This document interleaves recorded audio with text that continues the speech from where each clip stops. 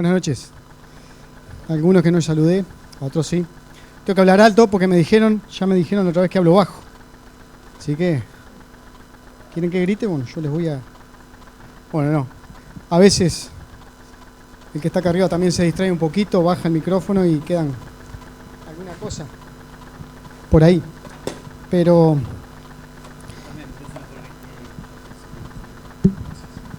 Hola, sí. Bueno, sí, como decía Gaby, tuvimos un muy buen fin de semana, aparte escuchando sinceridad, que fue lo que nos trajimos, la verdad, del retiro. Qué bueno cuando a veces uno va y mira ahí, dice que está ahí arriba, ese loco ya llegó ciertos escalones, ya la mira de arriba, tranquilo, y cuando ese de arriba te dice, mirá que no, mirá que no, algo de eso vamos a ver hoy con respecto a la humildad unos con otros. Pero bueno, de la sinceridad a la certeza, así le puse el título hoy al mensaje. Voy a basarme en el capítulo de Hechos, número 10, capítulo 10 de Hechos. Es un capítulo medio largo, 48 versículos, pero bueno, algunos pasajes voy a leer, otros simplemente los voy a comentar por un tema del tiempo. Pero bueno, la sinceridad y la certeza. Sabemos que son dos cosas diferentes.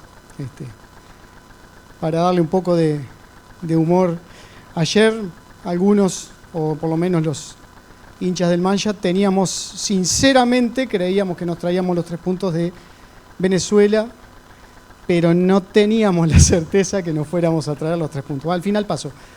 En fin, así que bueno, vieron, se entiende más o menos, va por ahí el tema. La sinceridad y la certeza separadas. Del otro partido no vamos a hablar porque no vale la pena. También estuvo bueno. El valor de la sinceridad. Como sabemos, la sinceridad es lo opuesto a la hipocresía. ¿Cuánto vale una persona sincera? No estoy hablando de plata, ¿verdad? ¿No? ¿Cuánto vale una persona sincera? ¿Cuánto cuesta ser sincero? Que es distinto. ¿Cuánto cuesta hoy día ser sincero? La mayoría de las personas respetan a quienes son sinceros. Pero también a veces la sinceridad puede tener lo que podríamos llamarle alguna debilidad. Como por ejemplo, uno puede estar sinceramente equivocado en algo. ¿Y a qué voy? Personas sinceras han cometido trágicas equivocaciones. Y esto es verdad. Podemos dar 1000 ejemplos. Vamos a dar uno que a veces capaz que puede resultar un poco difícil de creer. Los políticos. Un político quizá en su programa está sinceramente convencido que de esa forma puede sacar el país adelante, etcétera, etcétera. Pero si nos ponemos a averiguar un poquito, a investigar un poquito, podemos darnos cuenta que muchos, no todos, pero muchos políticos que quizá en su momento fueron sinceros en lo que creían, después lamentablemente equivocaron. Y con eso muchas cosas. ¿Cuántas personas que son sinceras en algo y sin embargo eso es su debilidad porque a la larga están equivocados? Pero también hay una sinceridad en lo espiritual que nos puede llevar a un error que puede llegar a ser fatal. Y cuando digo fatal es entrar a la eternidad sin el Señor Jesús. Capítulo 10 de Hechos, la historia de un militar bueno. Es raro hablar de un militar bueno, sobre todo en ciertos tiempos y en ciertos lugares. Pero este era un militar bueno, romano. A modo de introducción de él, era un tipo que era sincero, pero estaba perdido. El Señor, durante el capítulo lo vamos a ver, el Señor manda a alguien a instruirlo, Pedro. Y después vemos cómo Cornelio, que así se llamaba este hombre, junto con los que le rodeaban, llegó a ser salvo. Sinceridad. ¿Qué dice el diccionario? Muy cortito. Sencillez, veracidad, modo de expresarse o de comportarse libre de fingimiento. Bastante claro. Eso es una persona sincera. Sencillez, veracidad, modo de expresarse o de comportarse libre de fingimiento. Transparente, podríamos decir. Tal cual, lo que dice, lo hace, lo es en todos lados. Dice capítulo 10 de Hechos 1 al 8. Había en Cesarea un hombre llamado Cornelio, centurión de la compañía llamada La Italiana, piadoso y temeroso de Dios con toda su casa, y que hacía muchas limosnas al pueblo y oraba a Dios siempre. Este vio claramente en una visión, como a la hora 9 del día, que un ángel de Dios entraba donde él estaba y le decía a Cornelio. Él, mirándole fijamente y atemorizado, dijo: ¿qué es, Señor? Y le dijo: tus oraciones y tu limosna han subido para memoria delante de Dios.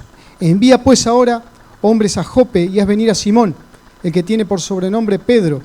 Este posa en casa de cierto Simón curtidor, que tiene su casa junto al mar. Él te dirá lo que es necesario que hagas. Ido el ángel que hablaba con Cornelio, este llamó a 2 de sus criados y a un devoto soldado de los que le asistían, a los cuales envió a Jope después de haberles contado todo.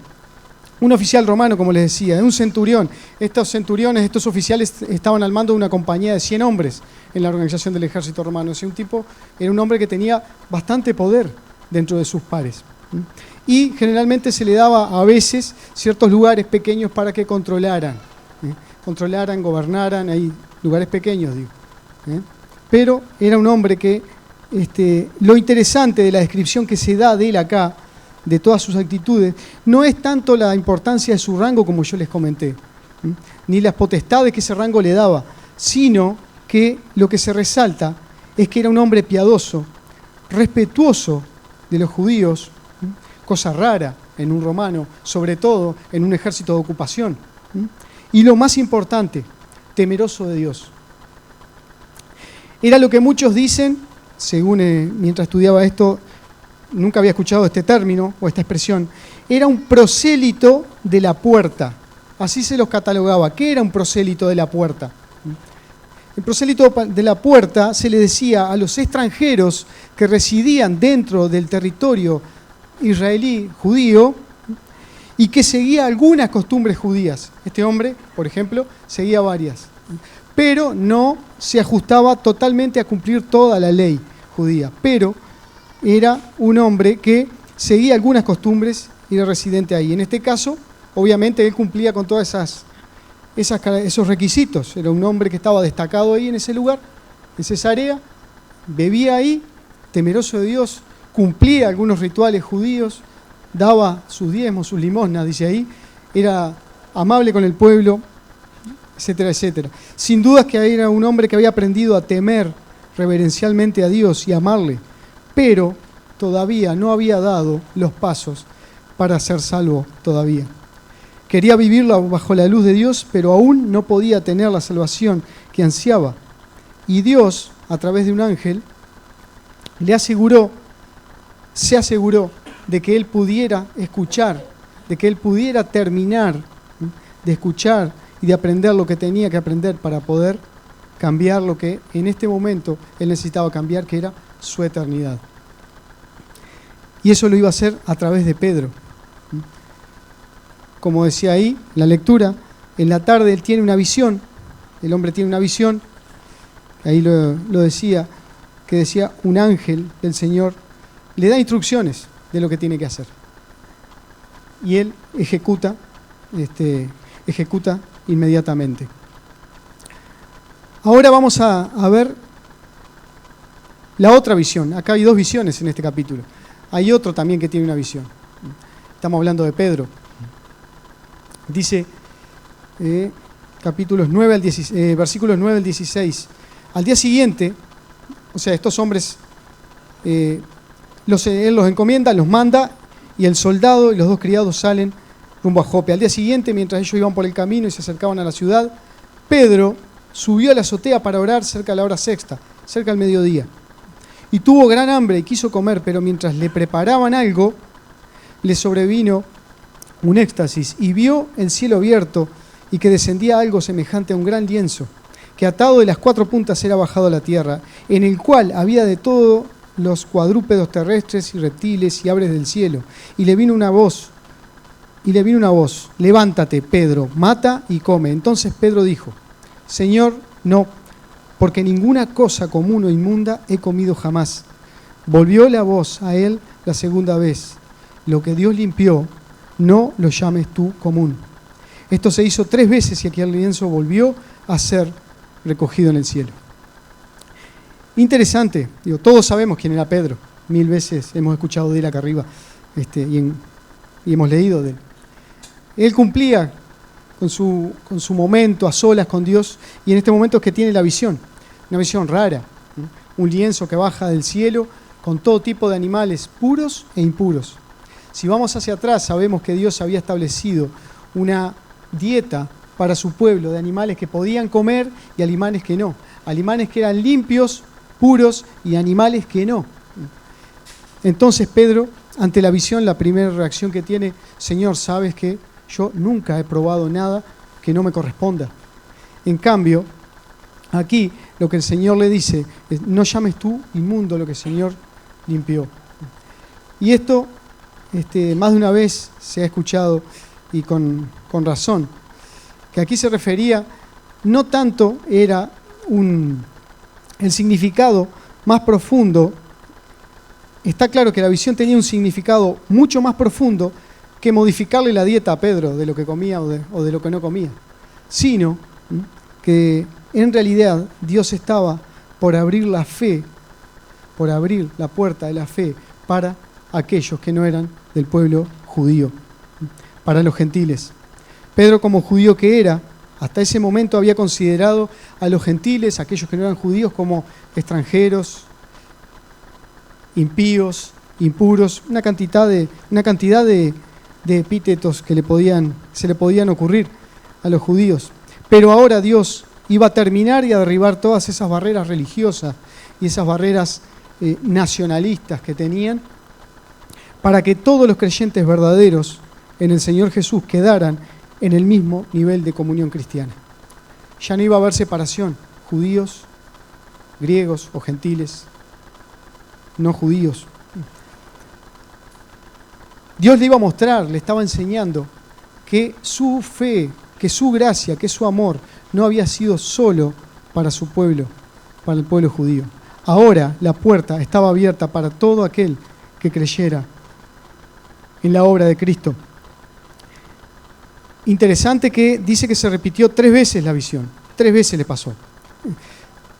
Cuando algo se repite en la Biblia, es una técnica, podríamos decirle, para enfatizar algo que el Señor quiere hacer o algo que realmente se va a cumplir. Recuerdan que cuando leemos los evangelios, ¿cuántas veces el Señor Jesús dijo: de cierto te digo? Cuando el Señor decía eso, era cierto, era una certeza lo que estaba diciendo, iba a pasar. Y cuando estas cosas pasaban así, se repetían, era porque era algo que Dios sí o sí iba a hacer, iba a cumplir. Entonces Pedro se le aseguró con esa visión que esa visión contenía un gran mensaje y de importancia, y que iba a tener repercusiones más adelante. En los versículos 17 al 23, no los voy a leer ahora, los voy a dejar para que, si quieren, después los lean ustedes. Ahí llegan, mientras Pedro todavía meditaba sobre esa visión que había tenido, llegan los enviados de Cornelio. Baja, se entrevista con ellos y ellos les cuentan lo que les había pasado, lo que le había pasado, mejor dicho, a su centurión, a su jefe, a Cornelio. Entonces le cuentan todo detalle de lo que él les había dicho. Y ahí Pedro, como dice la palabra, si lo leen ahí, dice que el Espíritu ya le había dicho a Pedro que fuera con ellos, los hospeda y se van al día siguiente. Acá ya podemos ver un cambio en la actitud de Pedro, porque los hospedó. ¿Y qué tiene eso de raro? Como dijimos hoy cuando los envió Cornelio, Cornelio envió a 2 criados y a un devoto soldado. Los 2 criados tal vez fueran judíos, puede ser o puede que no. Pero en cambio estoy seguro que el soldado sí no era judío, porque los soldados romanos no tenían soldados judíos dentro de sus filas, no podían tenerlos.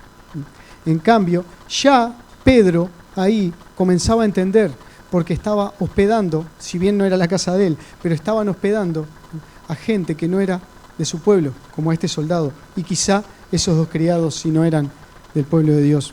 Aquí ya había empezado a comprender qué era lo que estaba lo que tenía que hacer.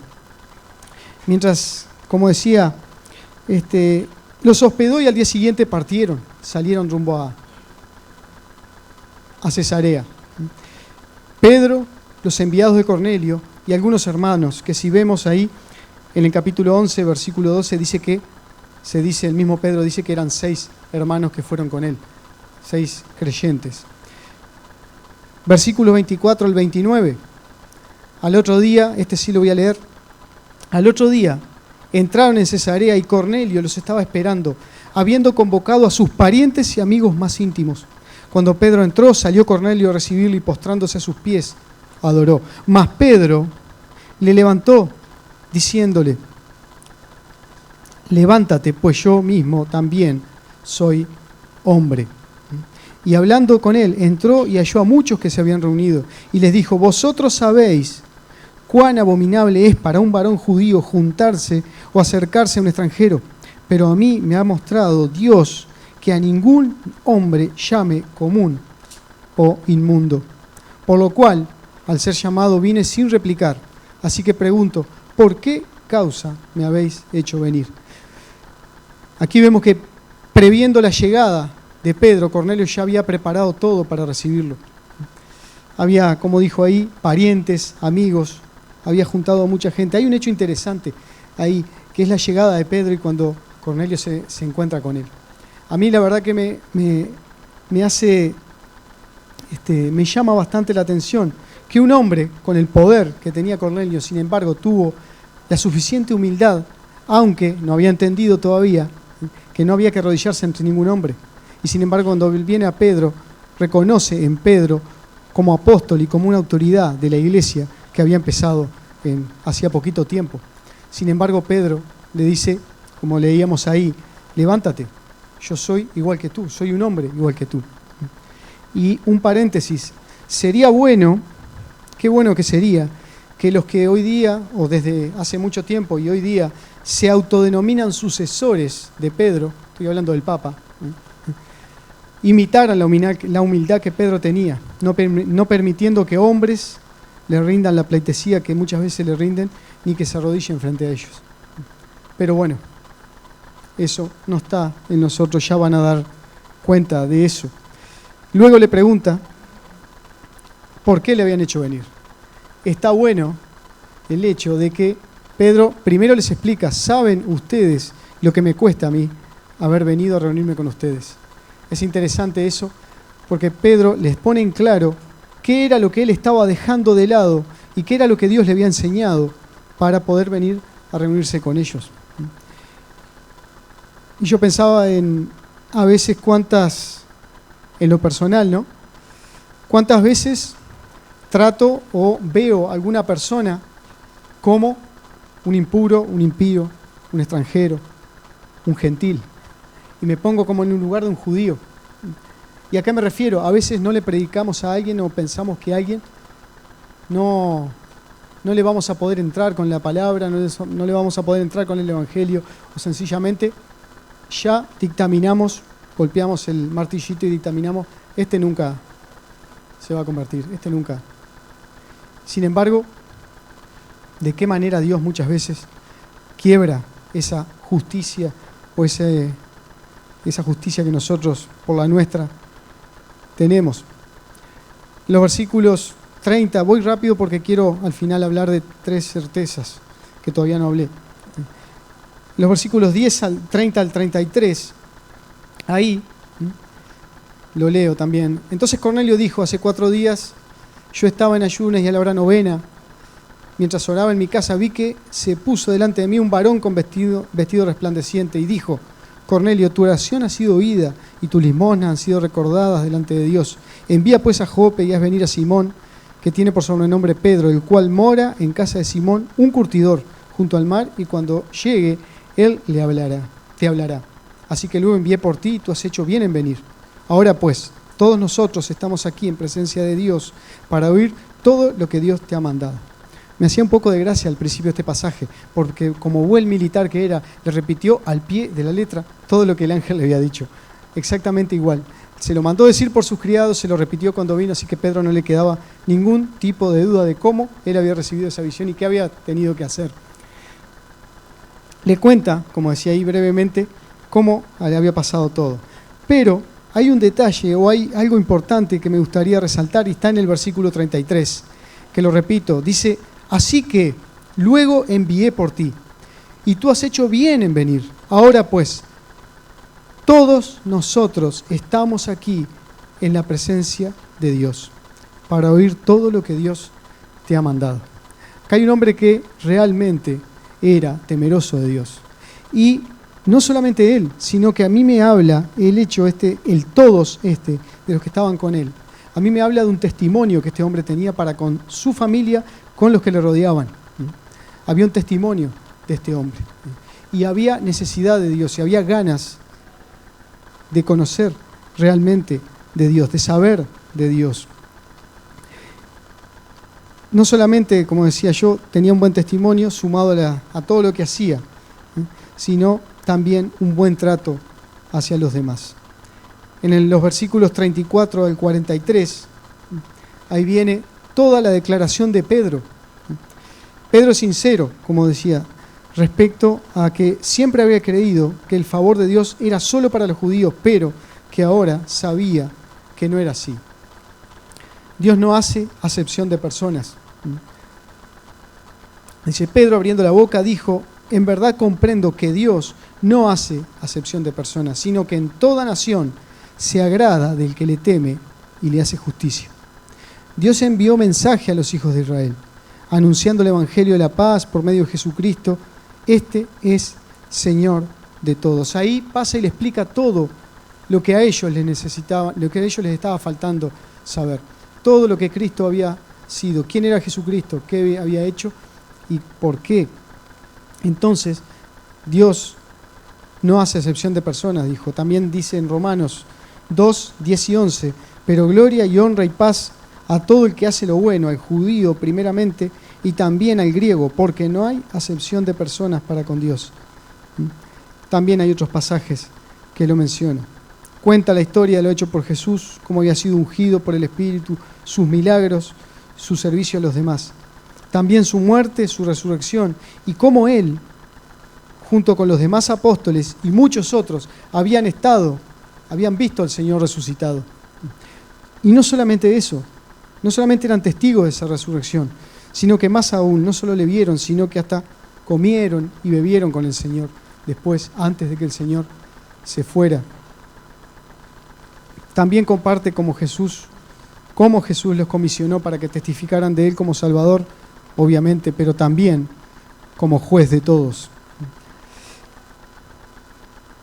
Es importante que en el versículo 43, que sí lo voy a leer, dice: de Jesús dan testimonio todos los profetas, de todos los que en Él creyeren recibirán perdón de pecados por su nombre. Mientras leía y preparaba esto, dice que hay dos, decía William MacDonald, que hay dos posturas respecto a esto. ¿A qué me refiero? Veníamos diciendo que Cornelio y los que le rodeaban, gente que temerosos de Dios, buenas obras. Hay una postura que dice que Dios, con este tipo de gente, puede haber tenido un trato especial y podían haber logrado la salvación por su forma de ser aún sin saber de Jesucristo. Capaz que no, algunos me miran como diciendo es una locura, y sí, hay una postura que dice eso. En cambio hay otra que dice que efectivamente puede haber gente temerosa de Dios, sinceramente temerosa de Dios. Sinceramente, como hacía Cornelio, limosnas, orar, cumplir ciertas reglas, ciertas leyes, o sinceramente ser temeroso, creer en Dios. Y que Dios, cuando los ve, cuando los tiene en cuenta, les manda la forma de que ellos puedan escuchar el Evangelio y crean en Cristo, y ahí sí puedan tener la salvación que necesitan. Como decía William MacDonald, la gran mayoría de todos los eruditos, teólogos, todos los que estudian sinceramente la Biblia, están con esta segunda postura. Porque aparte, si aquellos que apoyan la primera que mencioné están sacando la cruz del medio. Y es imposible. Es imposible. Sin la cruz de Cristo no hay salvación. Sin la obra de Cristo no hay salvación. O sea que puede ser lo más sincero que pueda. El otro día Alejandro, ¿se acuerdan? Los que estuvimos. Alejandro nos decía, dice, ¿se puede vivir bien sin Cristo? ¿Se puede ser feliz? ¿Se puede o no? ¿Se puede? Sí. ¿Cómo no? Yo conozco, él decía, yo conozco matrimonios que son fieles, un trabajo estable, casa propia, hijos, buen padre, etcétera, etcétera, etcétera, que uno dice, ¿qué le falta? Ser cristiano. Y bueno, ¿se puede ser feliz? Se puede. ¿Se puede ser buena persona? Se puede. Ahora, el problema está no en vivir sin Cristo, el problema está en morir sin Cristo. Y nos guste o no, por más bueno que una persona sea, por más decente que una persona sea, él nos contaba el ejemplo de un familiar de Delia, ¿puede ser? No me acuerdo. O tío. Excelente, pero entonces no quiere absolutamente nada con el Señor. Hay que, llegado el momento, si no aceptó a Cristo como su Salvador, no hay vuelta. Puede haber hecho todo lo que este hombre, Cornelio, podía haber seguido hasta su muerte, haciendo todo lo que hacía, que si no conocía de Cristo, no iba a lograr esa salvación. Y eso es lo que nosotros tenemos que sinceramente decirle a aquellos que conocemos y que creen todavía que son buenas personas. Pero no, el problema no está en vivir sin Cristo, el problema está en morir sin Cristo. El Señor es claro, la palabra es clara, solamente en Cristo hay salvación. Cuando fuimos a la Argentina con Alejandro, me acuerdo que habló aquel hermano Miguel, no me acuerdo el nombre, el apellido, el ciego de nacimiento, ¿te acordás? Un hermano ciego de nacimiento, con un máster en teología, una fiera, había que escucharlo hablar. Un sentido del humor bastante macabro, podría decirse, porque en cierto momento él se va a bajar y como que tropieza. Alejandro, que estaba cerca, lo ataja, porque se iba a caer, lo ataja y dice, uy, le erré el escalón, dice, no lo vi, dice. Tenía ese tipo de chiste, así que uno lo deja, había que escucharlo hablar, había que escucharlo. Y él decía, dice, pobrecito el cieguito de nacimiento, el Señor va a tener misericordia y lo va a salvar. No, no, decía él, si al cieguito no le predicamos y el cieguito no acepta a Cristo como su Salvador, se va al infierno, ciego y todo, dice, sin ver, y en el infierno va a seguir sin ver, decía. Pero bueno, a lo que vamos, solo Cristo te puede salvar. Solo Cristo es el camino. Y a este hombre era lo que le faltaba. El versículo 43 dice, de este dan testimonio todos los profetas, que todos los que en él creyeron recibirán perdón de pecado por su nombre. Después, si leemos del 44 al final, al 48, vemos que mientras Pedro hablaba, dice ahí, mientras Pedro estaba hablando, el Espíritu cayó sobre ellos. Pasó exactamente lo mismo que pasó en el Pentecostés. Y empezaron a hablar en lenguas. Y ahí dice que los judíos, los hermanos que habían ido con Pedro, quedaron maravillados, quedaron asombrados de lo que estaban viendo. La confirmación, la certeza de que Dios no hacía acepción de personas. Oyeron y creyeron, recibieron el Espíritu. Y Pedro ahí en ese momento dice, ¿por qué no los bautizamos? Y al toque los bautizaron enseguida.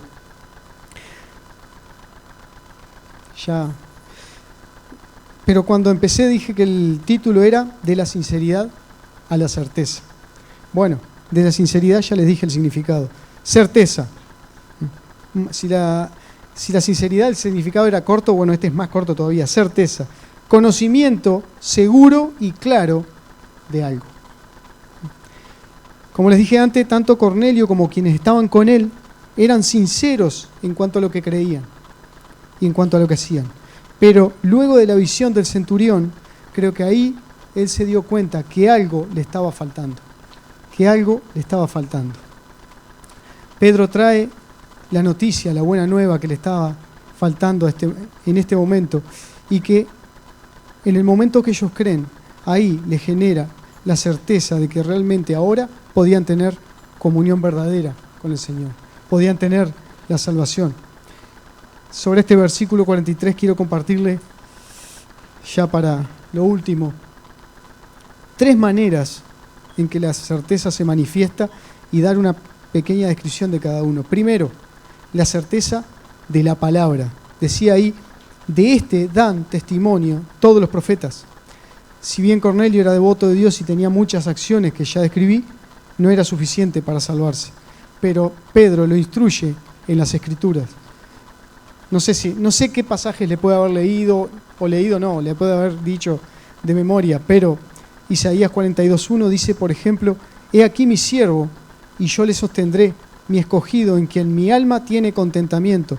He puesto sobre él mi espíritu, él traerá justicia a las naciones». Jeremías 31:34, «Y no enseñará más ninguno a su prójimo, ni ninguno a su hermano, diciendo, conoce a Jehová, porque todos me conocerán, desde el más pequeño de ellos hasta el más grande, dice Jehová, porque perdonaré la maldad de ellos y no me acordaré más de su pecado». Tenía otros textos más acá, pero por el tema del tiempo no los voy a compartir. Ya las Sagradas Escrituras del Antiguo Testamento nos dice qué va a ser Dios, de qué manera Dios va a proveer para la salvación de todo aquel que en Él cree. Juan 14:6, que lo tenemos acá atrás, lo dice claro, el mismo Señor Jesucristo. Para nosotros hoy día es su palabra la que nos da la certeza de la salvación que tenemos en Cristo y la promesa de que volverá a buscar a su iglesia. Nosotros tenemos la certeza de la salvación. Y no solamente de la salvación en el momento que creímos, sino la certeza de esas promesas que tantas se han cumplido, tantas se están cumpliendo y las que se van a cumplir. Y la más importante, a mi modo de ver, de todas ellas, cuando venga el Señor a buscar a su iglesia. Eso, para mí, es el momento más glorioso que voy a poder tener después de la salvación. En cuanto a las Escrituras, eso. Después, la segunda, la certeza del todos. Dice ahí el mismo versículo, de este dan testimonio todos los profetas, de que todos los que en Él creyeren, todos los que en Él creyeren. No hay restricciones respecto a quién pueda ser salvo, porque Cristo murió por todos. El versículo más conocido, o por lo menos con el que yo me convertí, Juan 3:16. No hay excepción, es todos, todos. Todo aquel que en Él cree tenga vida eterna. Y esto fue lo que le quedó claro a esta gente, a Cornelio, a toda su gente en ese momento. Acá hubo certeza para Pedro también de que las buenas nuevas eran para todos y no se limitaban únicamente al pueblo judío. Dios le abre los ojos a Pedro mediante esa visión. No cabe duda que Pedro aprendió muchísimo en esa visión que tuvo en la azotea mientras oraba. Romanos 10, 11 y 12 dice, pues la Escritura dice, todo aquel que en Él creyere no será avergonzado, porque no hay diferencia entre judío y griego, pues el mismo que es Señor de todos es rico para con todos los que le invocan. No hay, yo ponía acá más adelante, no hay insalvables para Dios, no hay insalvables. El tema está en creer en Cristo. La tercera, la certeza del perdón de pecados. Y dice al final ahí, versículo 43, recibirán perdón de pecados por su nombre. Isaías 1:18 dice, venid luego, dice Jehová, y estemos a cuenta. Si vuestros pecados fueren como la grana, como la nieve, serán emblanquecidos. Si fueren como el carmesí, vendrán a ser como blanca lana. Si el Señor dice esto, ya no hay dudas, ya no hay sinceridad, sino que ya hay certeza en lo que Dios está diciendo. Cornelio por fin, ponía yo acá, consiguió ser salvo y estar lleno del Espíritu y con la certeza de que esto era así por la instrucción que Pedro le estaba dando. De la misma forma, nosotros tenemos la certeza de que nunca nos podrán arrebatar de las manos de nuestro Señor. Dice Juan 10, 27 al 29, un pasaje muy conocido también. Mis ovejas oyen mi voz, y yo las conozco y me siguen. Y yo les doy vida eterna y no perecerán jamás. Acá, y nadie las arrebatará de mi mano. Acá, este versículo, como quizá algunos otros, pero este versículo te deja claro que la salvación no se pierde. La salvación no se pierde. Mi Padre que me las dio es mayor que todos y nadie las puede arrebatar de la mano de mi Padre. A veces hemos hablado, lamentablemente, podemos apagar el espíritu, podemos andar una vida embromada después de haber creído. Al llegar al final, estaremos delante del Señor, delante del tribunal de Cristo, rindiendo cuentas para recibir o no recompensa. Está en cada uno qué es lo que va a pasar con nuestras cosas, con lo que hagamos.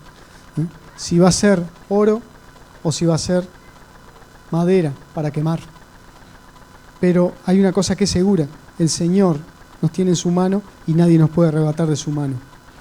Cada uno puede sencillamente creer y ser salvo. Recorremos el pasaje de Hechos 16. ¿Qué pasó ahí en Hechos 16? Pablo, Silas y el carcelero. Una de las conversiones o de las predicaciones más cortas. ¿Qué tengo que hacer para ser salvo? Cree en el Señor Jesucristo y serás salvo tú y tu casa. De la misma forma tenemos la certeza de la salvación y debemos tenerla de sus promesas, como decía hace un rato. ¿Qué certezas tienen aquellos que aún no han conocido el amor de Dios a través de Jesucristo y el sacrificio en la cruz? ¿Qué certezas pueden tener? Puede ser muy amplio, mucho para hablar, mucho que decir, pero también vamos a encontrar mucha gente que no tiene certeza de nada. Lamentablemente, muchos terminan con su vida, muchos llevan una vida que si conocieran de Cristo, quizá no la cambiarían. El otro día comentaba, ¿se acuerdan cuando dirigí un domingo aquel entierro que tuve que ir a un cementerio donde vi cantidad de tumbas de chiquilines? Sin duda que esos gurises no tenían certeza de nada en su vida. Esa certeza nosotros la podemos compartir. La certeza de la salvación en Cristo, la certeza de la vida eterna, la certeza del amor de Dios. Por último dice 2 Corintios 6:2, porque dice: en tiempos aceptables te he oído y en día de salvación te he socorrido. He aquí ahora el tiempo aceptable, he aquí ahora el día de salvación. ¿Tenemos la certeza de la salvación? Por supuesto. Lo dice su palabra, lo dijo el mismo Señor Jesucristo. Que transmitamos esa certeza, porque todavía es tiempo de salvación. Y aquellos que sinceramente creen que por sus obras, que por su vida buena pueden llegar a Dios, tengo la certeza de decirles y sinceramente decirles que no van a poder si no aceptan a Cristo como su Salvador. Y que sepamos nosotros transmitir esa certeza con los que aún no tienen a Cristo en su corazón. Señor bendiga su palabra.